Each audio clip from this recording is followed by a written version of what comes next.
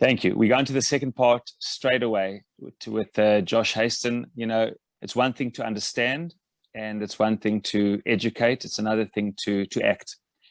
And I want to thank my friend and colleague, Rabbi Tarragon, for ensuring that we didn't only have an educational talk, but also one of a plan of action. And we all know, what can we do? You know, we can educate ourselves, we can feel a little bit better, but we want to know what we can do. And we really deeply appreciate you joining us also, Josh, at very short notice. Josh Hasten, very popular Israel activist, international spokesperson for Gush Etzion, familiar to many of us. We've had over 300 people joining this call, and this, you know, at very short notice from all around the world. And Josh, really, the time frame for everyone is for the next 15 minutes, just to give us a sense. You know, we're all sitting all over the world. What can we do? What can we do? What should we be doing? What are the things we can do which practically can make a difference? If you can help us with that. And then we'll also open it in about 10 minutes time. The chat's going to be closed. In about 10 minutes time, we'll open up and we'll have a number of questions for you, Josh, as well. So we can come out of this not only with an understanding what it is we should be doing. Josh, thank you so much for joining us. And what we should be doing? What's the way forward? Thank you, Josh. Firstly, thanks so much to World Mizrachi. It's truly an honor to be here. It's an honor to be speaking after General Amidror. And I see a lot of familiar faces out there. I just want to know, I know not everyone has their videos on right now, but to those who do have their videos on right now, who out there, raise your hand, who feels helpless right now? Who's out there feeling helpless? I see some hands going up. A lot of people feel helpless, and that's completely understandable. And let me just say that I just got back yesterday. I was down on the Gaza border, less than a kilometer away, reporting for JNS News about the situation down there. And let me just say that the situation is helpless, but it is not hopeless. I saw the brave members of our IDF being prepared for an operation on the Gaza border yesterday. I saw the brave residents of several of the communities down there. And despite everything going on, you know, this has been our story for 4,000 years. As we say every Pesach, Shebachol Dor Vador, right? That's what we say every Pesach. So as hard as it is, I don't want anyone to lose hope. Let's not despair. Let's remember we have a state, we have an army, we are proud Jews, we are strong Jews. I personally am the son of Holocaust survivors, not the grandson, not the great-grandson. I am the son of survivors. And I'm sitting here in the state of Israel. Who would have imagined 70, 80 years ago? A very prominent Israeli activist called me this week. I'm talking about a guy who has thousands and thousands of followers on all the social media outlets, and he was feeling pretty down. He was feeling like he couldn't make a difference in this latest round. And I told him that he has to stay the course. He has to keep going. First of all, I believe if you stand up for Israel and the Jewish people, you're going to get a bracha from above. That's number one. So that's my Dvar Torah for this evening. I believe that this is a just cause, and we have the right to defend ourselves and stand up. We should stand up for Israel and the Jewish people. Number two is you never know who you will inspire to take action for Israel. And Josh, sorry. Yes.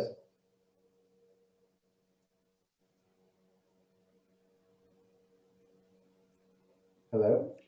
Josh? Yeah. Sorry, the sound isn't great on your side. Just check the internet. It's a little bit hollow. Let's see how we go. Maybe with the speaker. Let's try again. How's this? Any better? Check 1, 2, 3. No, but not better. So what I'm going to ask is, I actually have. I mean, it's okay. I have a backup. Not bad. It's not bad. I have a backup machine here. If the technical person wants to switch it over to Joshua A. Hasten, I'm also on with a second device here. If you want to do that, I can switch earphones and use the other device. If the technical person here, hold on. Yeah. Well, let's try. He's going to try. Let's see.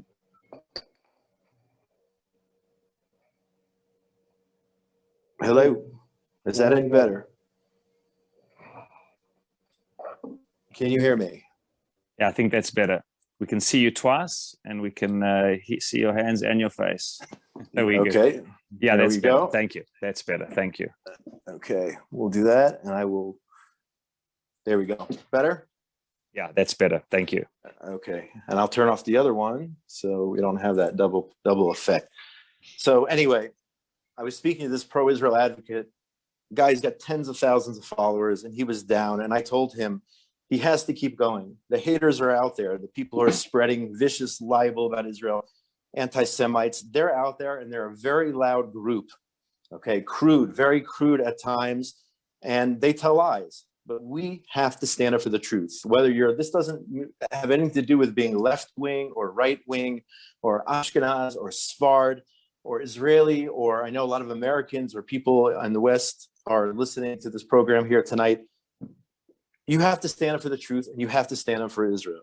Okay, whatever your political bent is, there's a basic truth out there I think that we can all agree on, and you need to share that truth. So far I've given you just an introduction. Let's talk practical. Number one, knowledge is power. Okay, you must be educated on the issues. You need to know the truth and how to respond to those lies. Here's an example I always get. A question, and I know you don't have the ability to unmute yourselves. I always ask people when I speak to groups, I say, what's wrong with this statement? Okay, the PLO was founded in 1967 with the goal of stopping Israeli settlement activity. Anybody know what's wrong with that statement? And if you were able to unmute yourselves, I would ask the question, and people would have all different kinds of answers. And I would say, well, in reality, when was the PLO actually founded? It wasn't founded in 1967. It was founded in 1964, 3 years before anything, any so-called settlement ever existed.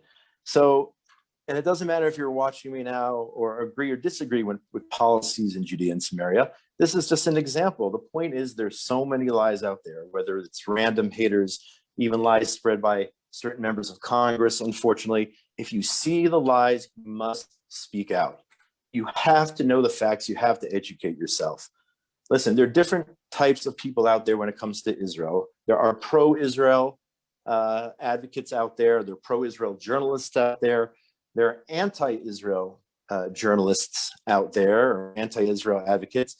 And I've seen this myself, some journalists who are not pro-Israel and not anti-Israel. They simply have been dropped in Israel. I don't know how many international journalists are here covering the current situation, but a lot of them don't have an opinion and don't understand the realities of the situation. Those are the people in the middle, okay? And I think it's our responsibility to target those people in the middle who don't have an opinion. Try to reach them before they get caught up in the Palestinian Authority propaganda machine. And for many, many years, you have journalists coming here to Israel being wined and dined by the PA, or back then the PLO, and they automatically adopt their narratives. These are the people we have to go after, those whose opinions we can influence using all the tools at our disposal. So again, that's another thing that we can do. If you're watching this from outside of the United States, I would recommend get in touch with your representatives to share the truth. Let your congressmen, the people who represent you in your district, the congressmen and congresswomen, know that the people of the side with Israel. There is a right and a wrong here, and make sure your representative gets it right, even if they do it for political reasons, even if they're not, amazing pro-Israel advocates. Make sure that they know that their district is pro-Israel, and that will absolutely, I believe, make a difference. And number 4 is probably the biggest one today: social media. So many tools at our disposal, whether it's Twitter or Facebook or Instagram. Share the truth out there using these tools. What started the current violence? Okay, and it spread at the beginning of Ramadan. I can pose that question to you. I know you can't really answer right now. Many, many theories and many excuses used by our enemies who are now firing thousands of rockets at us as to what started the violence. The main reason is the PA and Hamas, the officials. They mobilized thousands by claiming, and this is a 100-year-old propaganda tool, that the Jews are invading the Al-Aqsa Mosque. The Jews are Judaizing Jerusalem. But the claim of the mosque, this is a technique used for 100 years to launch violence, okay? And I remember a few weeks ago, you had situations where Arabs in Jerusalem were attacking Orthodox Jews and posting it on TikTok, and the whole thing spiraled out of control. This was a copycat, apparently, of things that were happening in New York City in recent months. But back to social media, they're using TikTok for evil. They're using TikTok as a way to make fun of Orthodox Jews and smack them around. Use TikTok, or get your kids and grandkids to use TikTok. And I've seen plenty of videos out there in recent weeks spreading the truth. You can share the truth using TikTok or Twitter.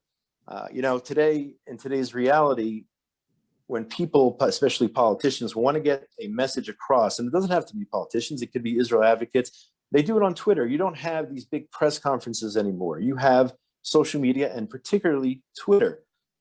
I encourage you to make videos. Make a 60-second video saying, I support the state of Israel and Israel's right to defend itself, and blast it out there. If everyone, we have about 300 people right now watching this, if everybody in 15 minutes from now goes out and makes a 1-minute video saying, I support Israel's right to defend itself, think how many people you could potentially reach and combat all of the haters out there. 30 seconds, 60 seconds, make a short video, get that message out there. Make them interesting and entertaining. They don't have to be fancy schmancy. There are those people who know how to do it, but just so there's a chance that it'll be shared, get the message out there. And there's also, of course, mainstream media. And believe it or not, some people still read newspapers, not just on Fridays in Israel or on Sundays in the United States. If you see something that's misleading about Israel, write a letter to the editor. I know it sounds old-fashioned to write letters to the editor, but they're still being published. Or write an op-ed to your local newspaper to clarify the situation. Take action. If something isn't right in the paper, use the Twitter handle of that media outlet and bring it to the forefront. Bring the issue which you feel is incorrect or not factual to the forefront, and politely ask them to issue a correction. If something you read you feel is inaccurate when it comes to Israel. I've seen over the last 24 hours or so, I'm moving on to another point here, many pro-Israel rallies being organized. A lot of folks are getting together, and so if you want to do something like that in your community, great. Call the local TV station and say, we're going to have hundreds of people marching for Israel in the streets of Atlanta, Baltimore, Indianapolis, wherever it is. Call the local press and invite them out and explain to them why you're marching for Israel. Okay, create an event. Get excited about Israel. When other people are bashing Israel, get excited about Israel. The last two things I want to say before we open it up to questions are not related to media or social media. And I'm not going to specify or single out any particular organizations. I'm happy to bring up World Mizrachi here. There are tons of organizations out there that combat anti-Israel media bias, or are actually saving Jewish lives, whether it's providing security equipment, whether it's providing medical equipment, whatever it is. Torah organizations that do amazing things, even hosting this, and Mizrachi is not telling, they didn't tell me to say this, World Mizrachi didn't tell me to say this, but hosting an event to get the truth out there so people can have the tools to go back in their communities and get the truth out about Israel. Give tzedakah. Number one, it's a mitzvah. Number two, it can help these organizations sustain themselves, and so that the truth about Israel can be shared. So I guess that might be my second Dvar Torah tonight. Maybe I even have a third Dvar Torah. The last thing you can do practically is prayer. I can't tell you how many times I get messages on social media from people all over the world, a lot of them Jewish, some of them not Jewish, saying that they are davening for Israel. And again, I can't tell you which prayers God is going to act on. I don't know, you don't know, but it doesn't hurt to prayer. I'm a believer that God hears all of these prayers, every prayer that goes up to him. Sometimes he says yes, and unfortunately, sometimes he says no. We may never understand why, but it never hurts to pray for Israel, pray that our enemies can no longer hurt us, pray for true peace. Will it happen soon? Who knows? Mashiach, maybe he's on his way. Please God, he should be on his way, but prayer is something you can do. Again, that has nothing to do with the media aspect of it, but I still am a believer in prayer, and I think that it is truly appreciated. The people in Israel here appreciate your prayers, and I think it makes a big difference. So I'll now turn it back to you for any questions that you have on anything that I've talked about. Thank you. We're going to have about 10 minutes or so for questions. Just to say, Josh, while the questions are coming in, just one that I wanted to ask. I'm sure many people here are familiar with Trevor Noah. He's actually South African. I knew him when he was a comedian in South Africa. And of course, he's now done, made it big in the Daily Show.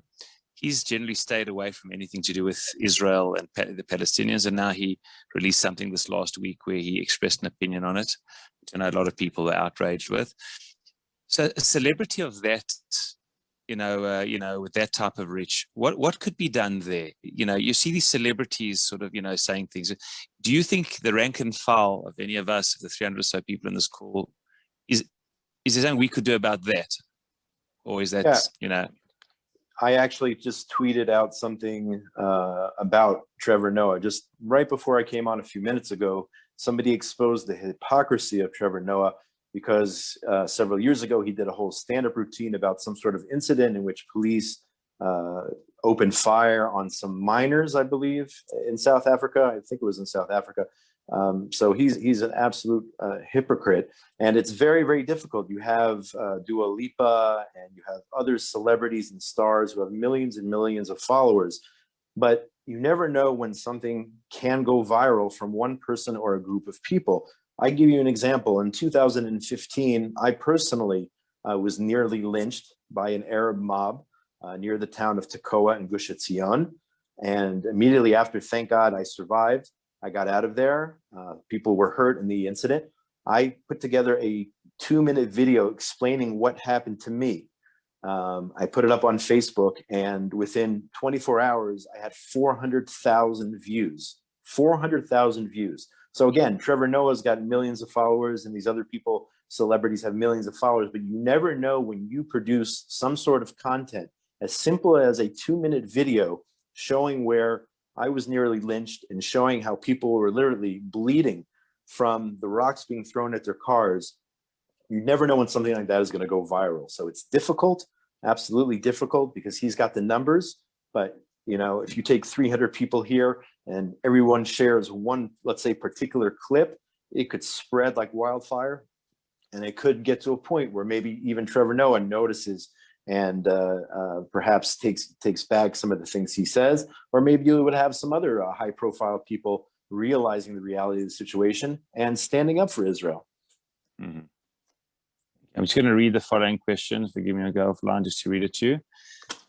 It's like this: the divide between Orthodox Jewry and the conservative and Reform branches seems to be getting wider every day.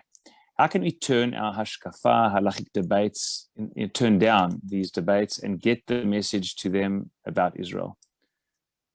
That's very, very difficult. It's a very difficult situation because I know that there's a gap when it comes to the different branches and how they relate to Israel and their issues with prayer at the Western Wall. It's extremely difficult, but you know what? As Jews, I think we have to find common ground. We have to find things that unite us, and it shouldn't have to be. In Israel, unfortunately, you get a real sense of unity in bad situations, and I think the biggest, the example I would use is when the 3 boys were kidnapped in 2014 and murdered by Hamas, and then we went into another round. Previous round there in 2014, everyone felt united as one. And I don't think it needs to take a tragedy or something bad or a war.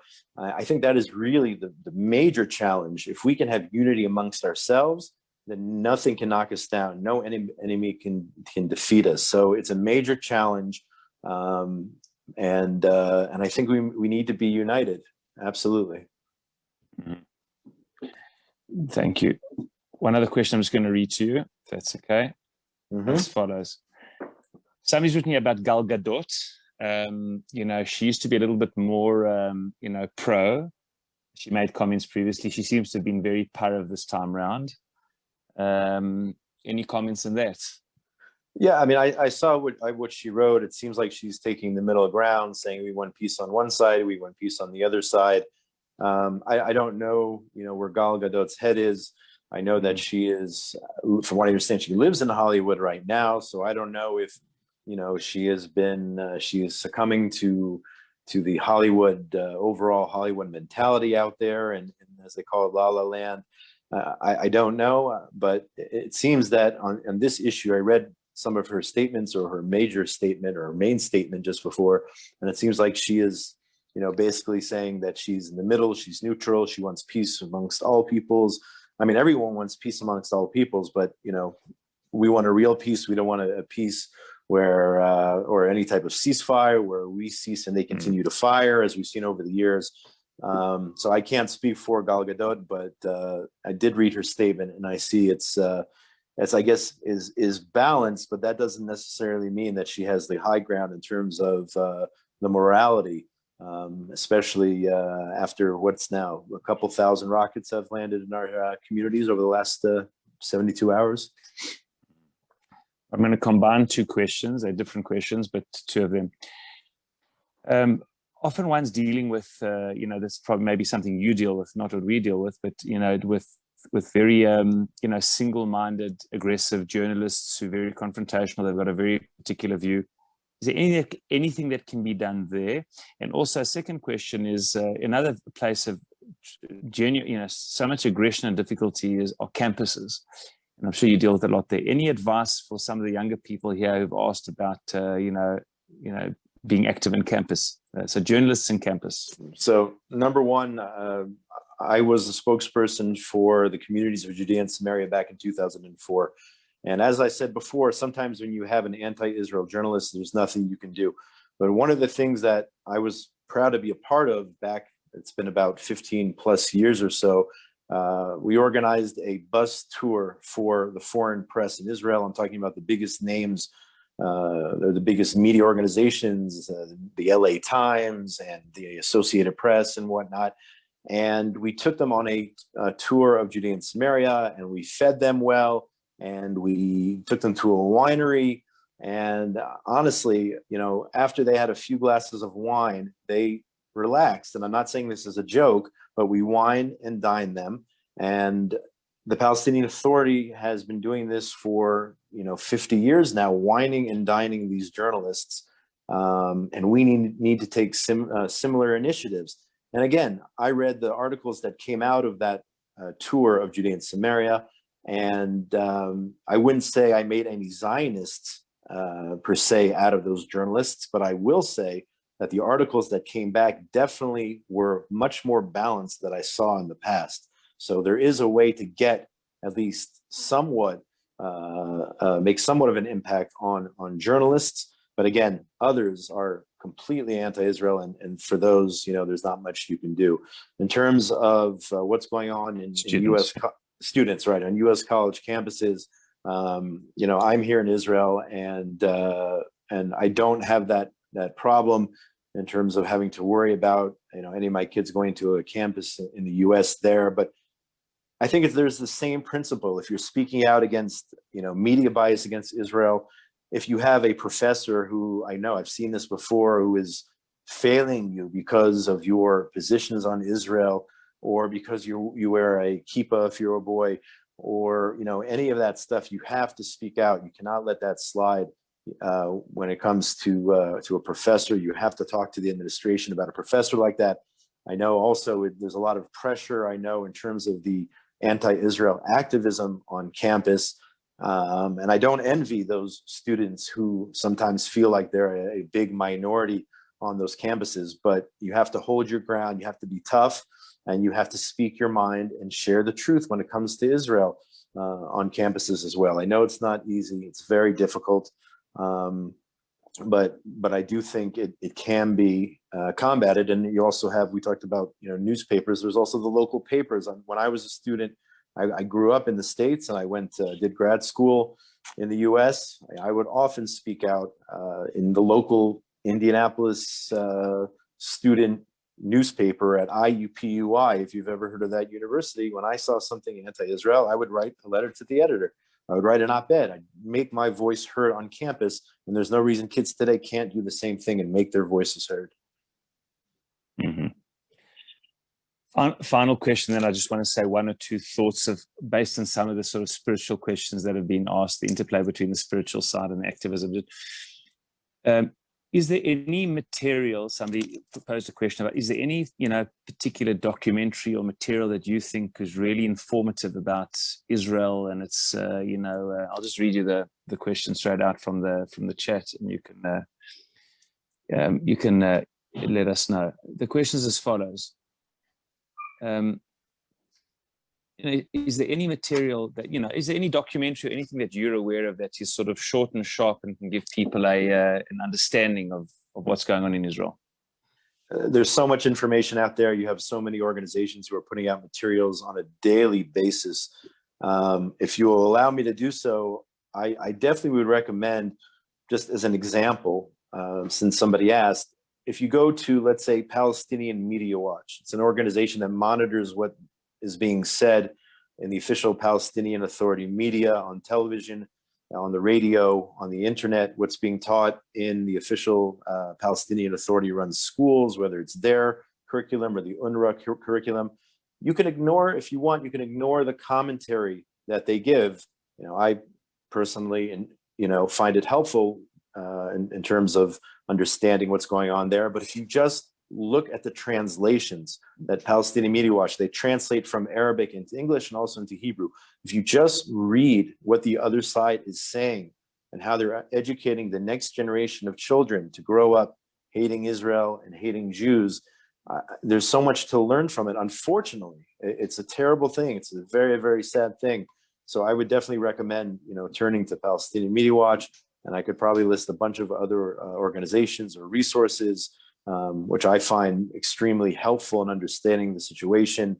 If people want to contact me afterwards, I can give them, lists of different organizations and individuals, people that I know who are doing amazing work for Israel on social media, on Twitter, on Instagram, on Facebook. I'm happy to share those feeds or those handles, if you will, at a later time. But I would start with there. Just listen to what is being said. Ignore the commentary, listen to what is being said in Arabic, and then you compare that with the messages you're seeing on CNN and some of the other networks in English. Compare the two messages and you'll get a sense of what we're dealing with here, unfortunately. Thank you so much, Josh. I just want to make a comment on the spiritual side, if I may. I just see that there are a couple of questions that people have asked about. What about learning Torah and unity and tefillah? And I know you spoke about tefillah. So perhaps just to say that, of course, there's always an interplay between the spiritual reality and what's happening in the ground, especially for us as Jews. That's clear. We always have to find the right interplay between emunah, between faith, between belief in Hashem, between tefillah, and between human activism. I saw that Rav Chaim Brisk once wrote, he says, you have to have belief in Hashem as if no activism helps, and you have to do your shtadlut, 110%, your activism, as if there's no belief in Hashem. We have to have it both ways. So yes, we know that, there's nothing, the success of whatever we do is very much dependent on our spiritual situation. And therefore, tefillah and tehillim is very important. And as Josh said, it's an absolutely critical part of what we do. Learning Torah is something we should be doing all of the time. Chazal do emphasize, though, that tefillah and tehillim are something more in times of emergency. When there's an emergency, people are less learning, they're davening. The davening is a sense of emergency for a particular situation. Yes, we should be learning all of the time. It should be ongoing tefillah. But in times of challenge and difficulties, we daven. And somebody spoke about unity. Absolutely. The more we can all work for unity, we all know the koach of unity. And the more there can be unity between Jews and we can come together, there's no doubt that a commitment to Torah, a commitment to Jewish unity, each and every one of us, and of course, a commitment to tefillah, all has its power. And we have to invest 110% in that.